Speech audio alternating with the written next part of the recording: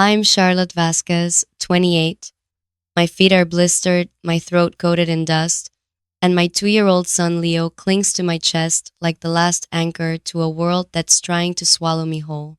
Semis roar past on Route 9, their engines shaking the earth beneath my bare heels, each blast of wind threatening to knock me off balance. But I keep walking because stopping means surrendering, and I've surrendered enough. Then tires screech. A black pickup slams to a halt right in front of me, blocking the road. My father jumps out, Chief Daniel Vasquez, his face drained of color, eyes scanning the empty highway behind me like he's searching for a ghost that never showed up. Charlotte! He shouts over the thunder of traffic, voice tight with something between rage and dread. Where's your vehicle? I meet his gaze, my voice steady even as my knees tremble. Mateo took my keys, said I'm medically unfit to drive. If you're listening right now, if you've ever felt trapped by someone who claimed to love you, drop a comment below. Tell me where you are and what time it is for you, because you're not alone. And this story, it's for all of us who've been told we're too emotional to be believed. The silence inside my father's truck was heavier than the roar we'd just left behind. Cold air blasted from the vents, drying the sweat on my skin but doing nothing for the icy knot coiled deep in my stomach. Leo had already drifted off in his car seat, lulled by the hum of the engine, his tiny fingers curled around the strap like he was holding on for both of us. I watched his peaceful face and felt my hands begin to shake, not from fear anymore, but from the slow, sickening drip of shame. How long? My father asked. He didn't turn to look at me. His knuckles were white on the steering wheel, his posture rigid the way he sat when questioning a suspect, not comforting a daughter. 6 months, I whispered. Since Leo turned 18 months. He sucked in a sharp breath like I'd punched him. Why didn't you tell me? I swallowed hard, staring out the window at the blur of trees. Because it didn't look like abuse, Dad. That's the trick. It never starts with a slap or a locked door. It starts with kindness. It started with Natalie showing up at our doorstep with a casserole and a smile saying, You look exhausted, Charlotte. Let me take the night shift. You need rest. And I was exhausted, bone deep, soul weary, so I let her. Then Mateo said, Babe, why stress over bills? I'm an accountant. Let me handle the finances so you can focus on Leo. And I was drowning in stress, so I thanked him. But that's how the heat turned up 1 degree at a time. First, Natalie moved into the guest house to help. Then she was in my kitchen every morning, critiquing the oatmeal I made for Leo, calling it nutritionally bankrupt. She started checking my grocery receipts, circling items like organic strawberries or whole grain bread as wasteful. When I pushed back, Mateo told me I was being ungrateful. You've got postpartum anxiety, he'd say, stroking my hair like he was soothing a child. But no doctor ever said that, only him. Every time I questioned why he'd moved our savings into a new account I couldn't access, he called me paranoid.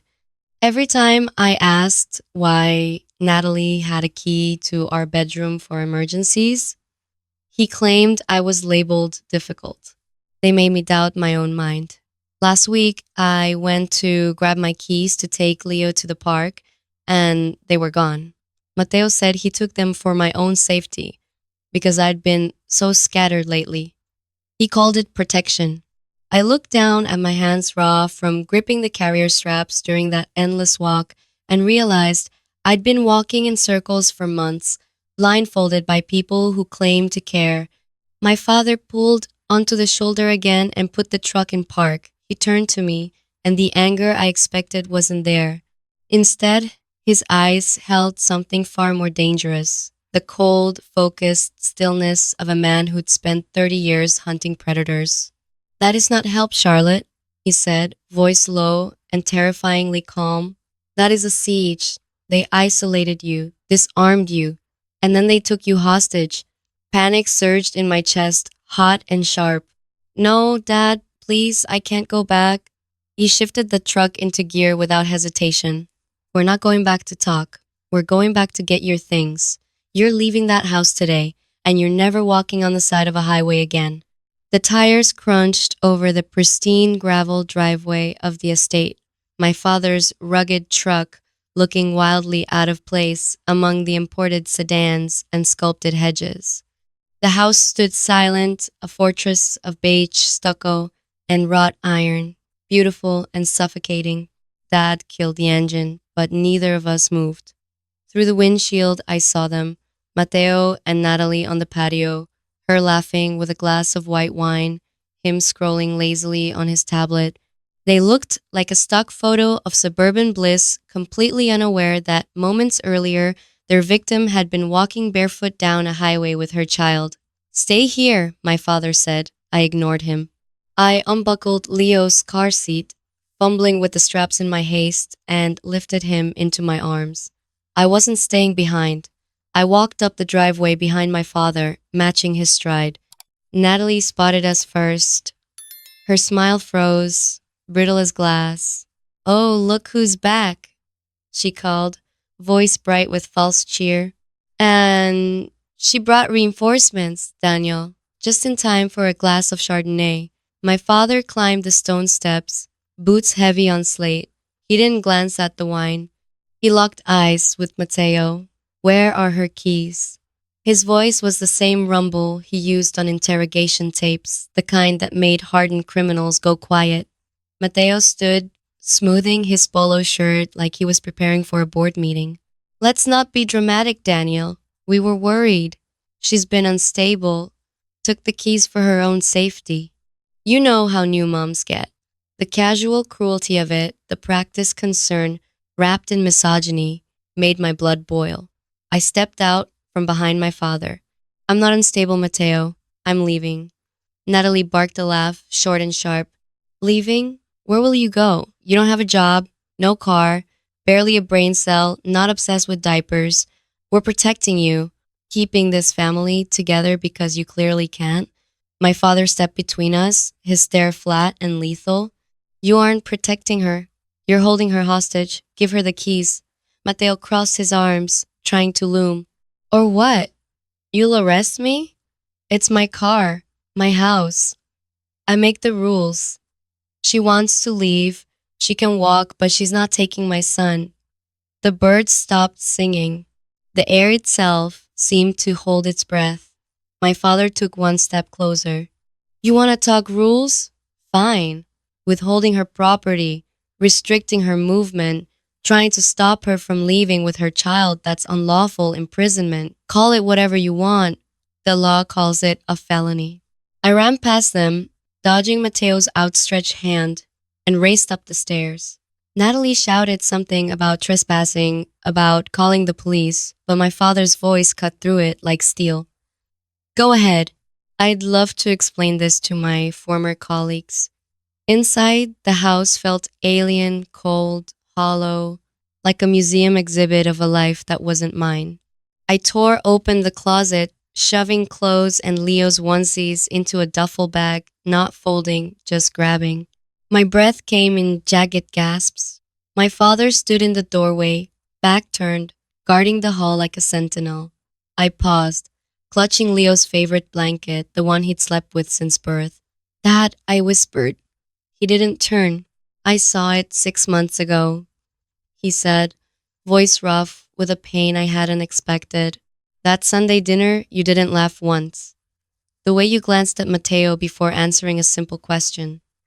I saw the light going out in your eyes, Charlotte. I froze. He knew. All this time, he'd seen it. I told myself marriage is hard, he continued, voice cracking, that I shouldn't interfere, that I was respecting your boundaries. But I wasn't. I was leaving you behind enemy lines without a weapon. I'm so sorry. The guilt in his voice was a physical weight, thick and heavy. I touched his arm. You're here now. Then I pulled a hidden folder from under the mattress, the one place Natalie never checked, too busy inspecting baseboards for dust. Inside, photos of Mateo's bank statements I'd snapped when he left his laptop open, screenshots of texts between him and Natalie discussing how to manage me, how to keep her dependent. I wasn't just surviving that, I said, voice steadying with resolve. I was gathering ammunition. You don't yank an invisible chain, it just chokes you harder. You wait. You pick the lock while they're sleeping. Today was the day I could leave with Leo and never look back. We walked out of the bedroom. Mateo stood at the bottom of the stairs, fury and disbelief twisting his face. Natalie clutched her phone, thumb hovering over the screen. You can't take him! She shrieked, pointing at Leo in my arms. That's kidnapping. I've got the police on the line right now. My father didn't slow. He descended the stairs, step by heavy step, forcing Mateo to back up. It's not kidnapping for a mother to travel with her child, Natalie, he said, voice projecting with the authority of a man who'd memorized every statute by heart. But preventing someone from leaving a premises? That's unlawful restraint. And if you lie to a 911 dispatcher about a custody dispute to incite a police response, that's filing a false report. Do you want me to spell out the sentencing guidelines for you? Natalie's mouth snapped shut. Her thumb trembled over her phone screen, but she didn't press call. I walked past them, past the kitchen where I'd cried over burnt toast, past the living room where I'd pretended everything was fine, and stepped into the blinding afternoon sun. The air tasted different out here. It tasted like oxygen. The drive to my father's house felt like the first real breath I'd taken in a year. The silence wasn't empty, it was safe. Leo babbled in the back seat, pointing at trees, oblivious that his mother had just burned down her life to save his. When we pulled into Dad's driveway, I expected relief. Instead, my brain switched into overdrive. The adrenaline crash was brutal. Shaky hands, nausea, a racing heart that wouldn't slow. We need to check everything, I said, thumping the duffel bag on the kitchen table. My father was already on the phone with his lawyer, but he nodded at me. Check what? The money, the documents, everything. I spread the papers out, bank statements, loan agreements, title documents. My hands trembled as I flipped through them. It took 10 minutes to realize the full extent of the damage. Dad hung up the phone and walked over. What did you find? I stared at the paper in my hand, the numbers blurring. My car, I whispered. The SUV you bought me when Leo was born? Yeah, he said grimly. It's gone. Mateo had sold it 3 weeks ago, $12,000, to a dealership in the next county. The bill of sale was dated the day after he took my keys. He didn't just sell it, Dad, I said, pushing a bank transfer receipt toward him. He used the money to pay off a credit card. But the card isn't in his name. It's in Natalie's. Dad picked up the paper, eyes narrowing. Gambling debt? Failed business? Doesn't matter? They stole your car to pay her bills. But that wasn't the worst of it. I dug deeper into the file, my heart pounding a frantic rhythm against my ribs. There was a loan document from a private lender, $40,000. The borrower listed was Charlotte Vasquez. I didn't sign this, I said, voice rising in panic. Dad, look at the signature. He studied it, jaw tightening. Looks like Mateo trying to write like you. I felt the room spin. He'd taken out a $40,000 loan in my name. And then the final blow, the educational trust fund. The $56,000 my grandmother left me for Leo's future. I logged into the banking app on my phone, fingers slipping on the screen. Incorrect password. Tried again. Account locked. I called the automated number, punched in my social security digits with shaking hands. The balance of your account ending in 4,492 is $44.92. I dropped the phone. They had taken everything, the car, the trust fund, my credit. It wasn't control anymore. It was a deliberate attempt to bankrupt me, to trap me with no way out. My father studied the documents, the forged loan, the car sale, the transfers, his expression hardening into something unbreakable. This isn't a marriage issue, he said quietly. This is felony fraud. When Mateo and Natalie showed up hours later, shouting threats about custody and calling me unstable in front of neighbors, I opened the front door calmly. and handed Mateo a sealed envelope.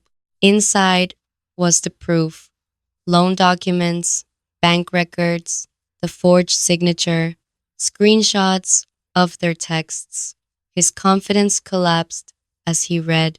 "You stole $56,000, I said, voice clear and steady. "That's not a marriage, that's a crime. Return every dollar by morning, or this file goes straight to the district attorney." They left in panic, exposed, powerless, their carefully constructed facade shattered. 3 months later, I turned the key in the lock of my own apartment, small, quiet, chosen by me. Sunlight streamed through clean windows. My bank balance was modest, but it was mine. Mateo is facing criminal charges for fraud, identity theft, and unlawful restraint. Natalie has vanished from our lives. Leo sleeps soundly in his crib, safe and loved, never knowing how close he came to being used as a pawn in their game. And I'm not grateful for the cage anymore. I'm grateful I found the key and the courage to use it, because freedom doesn't always come with sirens or courtroom victories. Sometimes it begins with a single step on a gravel shoulder and the refusal to look back.